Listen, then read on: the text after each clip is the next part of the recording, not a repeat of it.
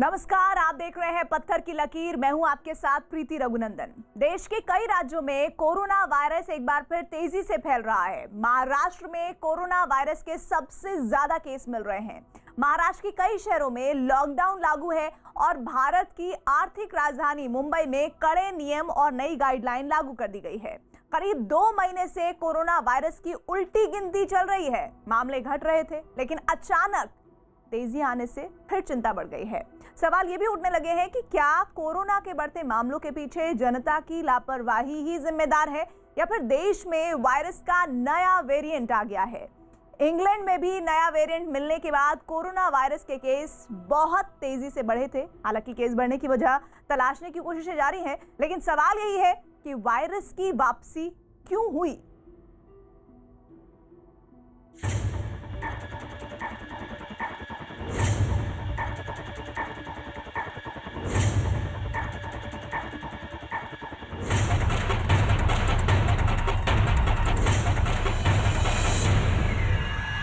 Corona का रुग्ण बढ़ रहा है।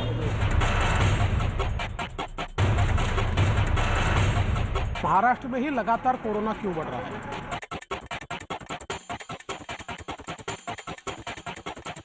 महाराष्ट्र में कोरोना की ये लहर दूसरे राज्यों से अलग है। जरा आंकड़े देखिए। महाराष्ट्र में कोरोना की ये लहर दूसरे राज्यों के मुकाबले तेज और ज्यादा घातक है। बीते 24 घंटे में महाराष्ट्र में सबसे ज्यादा कोरोना केस मिले हैं। महाराष्ट्र में कोरोना के केस बढ़े हैं तो सरकार की चिंता भी बढ़ी है। अब फिर से जो है वो केसेस बढ़ना शुरू हो गए मुंबई शहर के अंदर। तो आज मुख्यमंत्री साहब ने जो है 2 बैठक लगाई है, 2 मीटिंग्स लगाई है। पूरे महाराष्ट्र के MMR रीजन की मीटिंग है, उसके बाद में विशेष करके मुंबई के लिए भी मीटिंग है, ताकि अगर केसेस फिर बढ़ते हैं तो क्या नियंत्रण हम पहला करें। लॉकडाउन में जाना हमारी नीयत नहीं है, लेकिन लॉकडाउन पर जाने के लिए मजबूर ना हो उससे पहले हम क्या क्या उपयोजना कर सकते हैं। जैसे रेलवे के टिकट काउंटर्स पे गर्दी ना हो, ऑनलाइन बुकिंग हो, बसेस की संख्या कम करनी पड़े। सब्जी मंडी या सब्जी या बाकी चीज़ों की नीड है, लेकिन इसका मतलब ऐसा नहीं है कि कोरोना है और भूल जाए। कोरोना का रुग्ण बढ़ रहा है तो मुझे लगता है मुक्कापट्टी लगा के थोड़ा सा डिस्टेंस रख के अपना काम करके निकलते तो कोरोना को रोकने का जो प्रयास चालू है। दरअसल देश में दोबारा रफ्तार पकड़ते कोरोना के पीछे पहला अनुमान है कोरोना के नए वेरिएंट। देश में कोरोना के 7,000 से ज्यादा म्यूटेशन पाए गए हैं। इनमें N440 के नाम के वेरिएंट का दक्षिणी राज्यों में असर मिला है। साथ ही महाराष्ट्र में भी N440 के वेरिएंट के इन्फेक्शन का पता लगा है। स्वास्थ्य विभाग ने 3,500 वायरस की जीनोम सीक्वेंसिंग की है। देश में यूनाइटेड किंगडम के साथ आए नए टाइप के कोरोना वायरस के 187 वेरिएंट मिले हैं। साथ ही 6 वेरिएंट दक्षिण अफ्रीकी पाए गए हैं। हम ये कोशिश करते हैं कि कोई नया म्यूटेंट कॉम्बिनेशन जो है वो नए वेरिएंट के रूप में उभर रहा है कि नहीं। तो अभी तक करीब 6,000 के आसपास जीनोम सीक्वेंसेस जमा किए गए हैं और अभी तक हमने टोटल कुछ 7,000 कुछ ऐसे म्यूटेशंस उनमें डॉक्यूमेंट किए हैं। ज़्यादातर म्यूटेशन किसी काम के नहीं होते क्योंकि वो वायरस के लिए नुकसान करते हैं और वो धीरे ख़त्म हो जाते हैं। महाराष्ट्र में और केरल में जो आउटब्रेक बढ़ी है अब पिछले कुछ दिनों में, जिसके कि बारे में डिटेल में अभी आपके सामने प्रस्तुति की गई, क्या उसमें ऐसा तो नहीं है कि जो नए वेरिएंट्स हैं, म्यूटेशंस हैं, उनका कोई रोल है? यूके वेरिएंट के आने के बाद भारत ने अपने डिफरेंट डिपार्टमेंट्स की 10 लेबॉरेटरीज़ को जोड़ा और एक कंसोर्शियम और एक नेटवर्क इस्टेब्लिश किया जिसका नाम था, और यहाँ हमने इसकी घोषणा करी थी, आपको याद होगा, Indian SARS-CoV-2 genomic consortium, INSACOG। हालांकि वायरस के नए वेरिएंट का सारा दोष नहीं है। बढ़ते कोरोना के पीछे वजह लापरवाही भी है। This surge cannot be linked to the variants. However, the proper use of masks should definitely continue across the country. COVID-appropriate behavior should continue and we should avoid mass gatherings. Maharashtra सहित बाकी राज्य में बीते 5 महीने से कोरोना के नए case में गिरावट आ रही थी। दुनिया के किसी भी देश में इतने लंबे समय तक कोरोना की रफ्तार धीमी नहीं पड़ी, लेकिन अब कोरोना ने चौंकाने वाली तेजी पकड़ी है। कोरोना सबसे ज्यादा तेज चल रहा है महाराष्ट्र के अंदर, उसके बाद करीब आधी रफ्तार है पंजाब में और बाकी राज्यों में कोरोना धीरे धीरे तेजी पकड़ रहा है। महाराष्ट्र में पूरे भारत के करीब 20% केस इस समय एक्टिव है। इसलिए सवाल उठ रहे हैं कि महाराष्ट्र में कोरोना क्यों बढ़ रहा है। मुझे लगता है कि कोरोना से लड़ाई तो हम सबको मिलकर करनी पड़ेगी, पर सरकार को इसका भी विचार करना पड़ेगा कि महाराष्ट्र में ही लगातार कोरोना क्यों बढ़ रहा है। अन्य राज्यों की तुलना में पहले से महाराष्ट्र में सबसे ज़्यादा कोरोना की केसेस हुई, सबसे ज़्यादा मौतें भी महाराष्ट्र में हुई और अब वापस सेकंड वेव भी महाराष्ट्र में ही नज़र आ रहा है। तो इसके पीछे क्या कारण है? कहाँ सरकार इसको रोकने में नाकामयाब हो रही है, फेल हो रही है? क्या वो चीज़ें जो सरकार ने करनी चाहिए, इसका विचार सरकार की ओर से किया जाना चाहिए। महाराष्ट्र में कोरोना क्यों बढ़ रहा है, इन कारणों की पड़ताल करने से पहले ये जान लेते हैं कि कौन कौन से इलाकों में इन्फेक्शन फैल रहा है। महाराष्ट्र में कोरोना के एपिसेंटर हैं ये इलाके, इनमें मुंबई, अमरावती, अकोला, वाशिम, बुल्ढाना और यवतमाल है। तो सबसे पहले बात मुंबई की। 5 महीने तक मुंबई में सब ठीक रहा, लेकिन अचानक ऐसा क्या हुआ कि कोरोना का बम फूट पड़ा। ये मुंबईकर हैं, इन्हें देखकर साफ है कि ये लोग कोरोना से बचाव के बारे में कितने सजग हैं और महामारी पर कितने गंभीर। अब लोग जो है कहीं ना कहीं डर की वजह से जो मास्क है वो अब लगाने लगे हैं। साफ तौर पर तस्वीरों में देखिए, जो पैसेंजर लोकल ट्रेनों से उतरकर बाहर निकल रहे हैं, अपने अलग अलग मंजिल की तरफ जा रहे हैं, वो अब प्रॉपर जो है वो मास्क लगाए हुए हैं। सबसे अहम चीज़ ये है कि जो जीआरपी के लोग हैं, जीआरपी के पुलिस है, वो लगातार नज़र रख रही है कि कौन मास्क नहीं लगाया हुआ है उसे तुरंत पकड़ा जा रहा है, उसे फाइन मारा जा रहा है। बीआरपी के जो जवान है तमाम यहाँ पे तैनाती की गई है। नज़र जो है वो सीधा जो है नज़र रखी जा रही है, पैसेंजर जो बाहर आते हैं उन पर नज़र रखी जा रही है, ताकि अगर कोई बिना कोई मास्क लगाए यहाँ नज़र आता है तो उसे तुरंत उसके खिलाफ कार्रवाई की जाती है। मुंबई से आई लापरवाही की ये दूसरी तस्वीर देखिए। बीते 3 दिन से मुंबई में सख्ती की जा रही है। कोरोना गाइडलाइन का पालन नहीं करने पर लोगों को जुर्माना भरना पड़ रहा है, लेकिन फिर भी जनता है कि बाजी नहीं आ रही। कोरोना के केस तेजी से क्यों बढ़े, इसके बारे में पहला अनुमान है जनता की लापरवाही। दूसरा अनुमान लगाया जा रहा है बाजारों में भीड़ बढ़ने से कोरोना के केस बढ़ गए। इसके अलावा अंदाजा यह भी है कि लोकल ट्रेन में भीड़ बढ़ी तो कोरोना के केस भी बढ़े। और चौथा अनुमान है कि बसों में भीड़ बढ़ने से कोरोना की रफ्तार तेज हो गई। मुंबई में केस रोकने के लिए क्या किया जाए, इस पर सरकार विचार कर रही है। लॉकडाउन में जाना हमारी नीयत नहीं है, लेकिन लॉकडाउन पर जाने के लिए मजबूर ना हो उससे पहले हम क्या क्या उपयोजना कर सकते हैं। जैसे रेलवे के टिकट काउंटर्स पे गर्दी ना हो, ऑनलाइन बुकिंग हो, बसेस की संख्या कम करनी पड़े, ट्रेन की संख्या कम करनी पड़े, जहाँ पे खाऊ गली है, जहाँ पे लोग ज़्यादा जमा होते हैं वहाँ पे गर्दी ना हो, वहाँ पे थोड़ी सी कार्रवाई की जाए। मास्क नहीं पहन के चलते होंगे तो वहाँ पे उनके ऊपर कार्रवाई की जाए।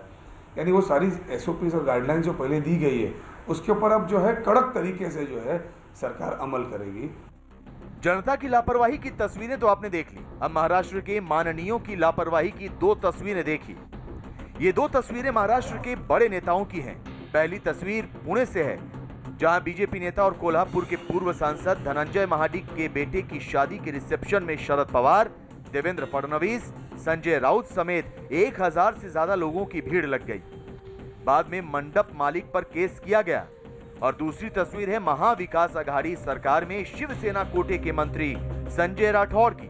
संजय राठौर सैकड़ों समर्थकों के साथ वासिम के देवी मंदिर में पहुंच गए और हालात क्या बने ये साफ है। जिन पर जनता के सामने नजीर पेश करने की जिम्मेदारी है वही लापरवाही की मिसाल बन गए।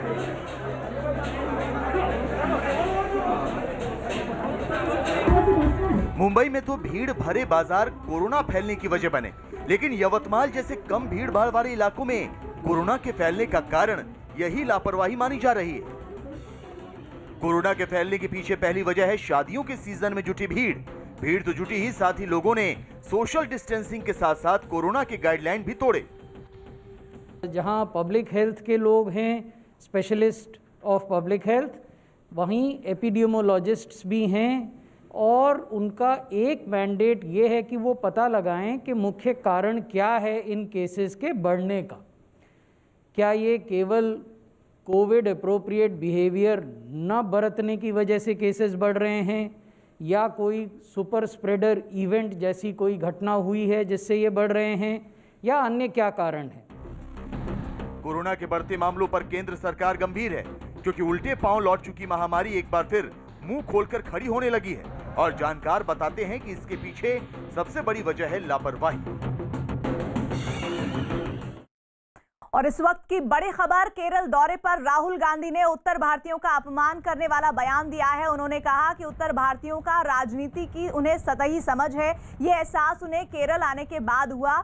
और आपको साथ ही एक और बयान भी याद दिला दें जो 13 मार्च 2019 में दिया था। उन्होंने तब भी इसी तरह उत्तर भारतीय महिलाओं के हालात को लेकर इस तरह चिंता जताई थी कि दक्षिण भारत की महिलाओं से उन्हें कमतर बता दिया था। लेकिन एक बार फिर से आपको बता दें, केरल में एक बार फिर राहुल गांधी ने उसी के आसपास मिलता जुलता बयान दिया है, उत्तर भारतीयों का अपमान करने वाला बयान। 15 years I was a member of parliament, so I had got used to a different type of politics. And for me, coming to Kerala was very refreshing because suddenly I found that people are interested in issues and not just superficially, but going into detail in issues. Vikrant Yadav हमारे साथ हमारे सहयोगी जुड़ रहे हैं। विक्रांत, एक बार फिर से कांग्रेस के पूर्व अध्यक्ष राहुल गांधी ने उत्तर भारतीयों का अपमान किया है। बार बार वो जानबूझकर क्यों करते हैं? जब भी दक्षिण भारत के दौरे पर जाते हैं तो इस तरह का कोई ना कोई बयान दे जाते हैं। देखिए, बिल्कुल निश्चित तौर पर राहुल गांधी का यह बयान जो है वो बीजेपी ने कड़ी आपत्ति भी इस पर जताई है। खुद बीजेपी अध्यक्ष जेपी नड्डा ने इस मामले में ट्वीट भी किया है और निश्चित तौर पर जो उनका बयान है वो उत्तर भारत और दक्षिण भारत के बीच में एक तरह से भेद भी पैदा करता है। वो साफ ये कह रहे हैं कि 15 साल वो नॉर्थ में सांसद थे, याद कीजिए कि अमेठी में सांसद थे, अमेठी में उन्हें एक बड़ी हार का सामना इस बार करना पड़ा और कहीं ना कहीं उनके इस बयान में वो अमेठी की हार की टीस भी दिखाई दे रही है, ऐसा बीजेपी के नेताओं का कहना है। कुछ नेताओं से जिनकी हमारी बात हुई है उनका साफ कहना है कि कहीं ना कहीं ये एक जो हार हुई थी अमेठी में उसकी टीस इसमें निकल कर आई है, क्योंकि राहुल गांधी ये कह रहे हैं कि केरल आने के बाद उन्हें अचानक से ऐसा लगा कि जो पब्लिक है वो मुद्दों में इंटरेस्टेड है, मुद्दों को लेकर के वो ज्यादा सोचती है और सिर्फ सुपरफिशियली नहीं है, यानी सतही नहीं है और मुद्दों पर गहराई में बात करती है। तो लेकिन विक्रांत, ये बात कहते हुए वो ये बात भूल जाते हैं कि उत्तर भारत की ही राजनीति की वजह से उनके परिवार ने या कांग्रेस पार्टी ने वर्षों वर्ष सत्ता पर वो काबिज रहे। एक बार फिर से सुन लेते हैं उनका वो बयान जो लगातार अपमान करने की ओर इशारा करता हुआ बीजेपी हमलावर है उनके इस बयान पर। 15 years I was a member of parliament, so I had got used to a different type of politics. And for me, coming to Kerala was very refreshing because suddenly I found that people are interested in issues and not just superficially, but going into detail in issues. Arun Singh हमारे साथ हमारे सहयोगी जुड़ गए हैं। अरुण, क्या जरूरत थी राहुल गांधी को इस तरह के कंपैरिजन को करने की? देखिए, पहली बात तो यह है कि नॉर्थ इंडिया से कांग्रेस पिछले कुछ चुनावों में बहुत ज्यादा अच्छा प्रदर्शन नहीं कर रही और इसलिए आप देखिए कि लगातार राहुल गांधी ने साउथ इंडिया में फोकस किया। खुद वायनाड गए, वहां से सांसद बने। इसके अलावा अगर 5 राज्यों के विधानसभा चुनाव के इलेक्शन कैंपेन की बात करें तो उसकी शुरुआत पोंगल से उन्होंने तमिलनाडु से की। स्पष्ट है कि कांग्रेस पार्टी अपने रिवाइवल का जो प्लान है और फ्यूचर है वो देख पा रही है साउथ इंडिया में। नॉर्थ इंडिया में यूपी बिहार जैसे स्टेट है जहां पर कांग्रेस पार्टी काफी मुश्किल में है, काफी कोशिश के हालांकि प्रियंका गांधी को उत्तर प्रदेश में लगाया गया है, फिर भी इसलिए राहुल गांधी का मुझे लगता है कि फोकस ज्यादा है साउथ और फोकस ज्यादा है। लेकिन इस फोकस में जो उत्तर भारत के राज्यों में चुनाव होने हैं, कहीं वो कांग्रेस की तरफ से डिफोकस ना हो जाए। और हमारे साथ हमारे वरिष्ठ सहयोगी अमिताभ सिन्हा, उन्होंने स्मृति ईरानी से इस मुद्दे पर बात की है। सुनिए क्या कहा है उन्होंने। स्मृति जी, सवाल ये है कि राहुल गांधी ने अभी त्रिवेंद्रम में कहा है कि पहले 15 साल जो सांसद रहे नॉर्थ से, उन्होंने बड़ी अलग तरह की राजनीति देखी, लेकिन केरल आकर उन्हें बड़ा रिफ्रेशिंग लग रहा है और उनको लग रहा है कि यहाँ के लोग इशू बेस्ड पॉलिटिक्स करते हैं, सुपरफिशियल नहीं है। देखिए, राहुल गांधी ने आज उत्तर भारत की वोटर्स के लिए और विशेषतः 15 साल जहां से वो सांसद रहे, वहां की जनता के लिए 2 शब्दों का इस्तेमाल किया। एक, कहा कि वहां की जनता जहां से वो 15 साल सांसद रहे, इसका मतलब अमेठी की जनता सुपरफिशियल है। सुपरफिशियल का मतलब अगर आप हिंदी में निकालें तो शायद सतही हैं, खोखले हैं। दूसरा, उन्होंने कहा कि इंटेलिजेंट पॉलिटिक्स का उनको स्वाद तब मिला जब वो केरल में आए। इसका मतलब वो इशारे में ये कह रहे हैं कि उत्तर भारत के नागरिक और विशेषतः वोटर उनकी दृष्टि से इतने बुद्धिमान नहीं है। एहसान फरामोश एक शब्द है उर्दू में, शायद सेक्युलर राहुल गांधी को इस शब्द का अर्थ पता हो। आज उन्होंने एहसान फरामोशी को चरितार्थ कर दिया है उत्तर भारत की पॉलिटिक्स में।